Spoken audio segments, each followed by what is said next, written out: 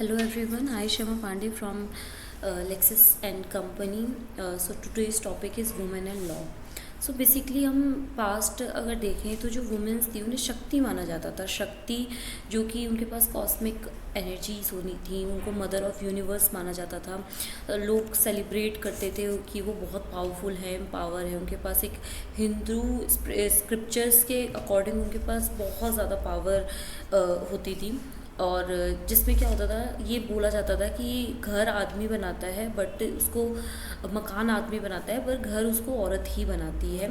तो ऐसे ही बहुत सारी रो नॉर्म्स थे कि जो बनाए हुए थे। बट अगर आज का हम टाइम देखें तो वुमेन इस टाइम पे सबसे ज़्यादा सफ़र करने वाली जेंडर है, जिसमें ट्रांसजेंडर और वुमेन सबसे ज़्यादा सफ़र कर रही हैं इस नेशन में।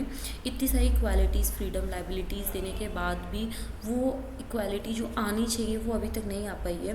वो फेस नहीं आ पाया है कि जहाँ पर दोनों section of society equally work कर पाएँ, दोनों के लिए इक्वल अपॉर्चुनिटीज़ रहें। और ऐसे बहुत से फील्ड भी है जिसमें कि वुमेन्स को बहुत कम सैलरी पे रखा जाता है, बिकॉज दे थिंक कि वो उतना वर्क नहीं कर पाएंगे जितना एक मैन या एक न्यू यंग बॉय कर लेगा। तो जो और ऐसे ही देखा जाए तो जो वुमेन होती हैं उनको सब चाहते हैं सॉफ्ट हो, स्टूडियस हो, बहुत ज़्यादा लाइक साइलेंट रहे, बस यस बोले, अपने हस्बैंड की सारी बातें सुने।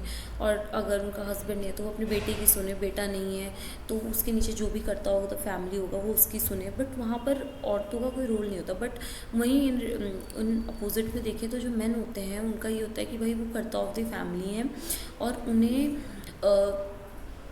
वो बस हेड है, उनकी बात चलेगी, उनकी बात सुननी है, उनकी बात कोई नहीं खिलाफ कर सकता। तो उनकी यस मीन्स यस है। तो देखा जाए तो अभी बहुत ज़्यादा ऐसे लॉज बनाने की बहुत ज़रूरत है। लॉ बने भी हैं इंडिया में बहुत सारे की प्रोटेक्शन, ट्रैफिकिंग, वुमेन ट्रैफिकिंग और भी बहुत सारी चीज़ों के ऊपर लॉज बने हैं। बट एक इन लॉज से शायद वो इफ़ेक्ट इतनी जल्दी तो नहीं आ पाएगा। तो we need a strict laws on it.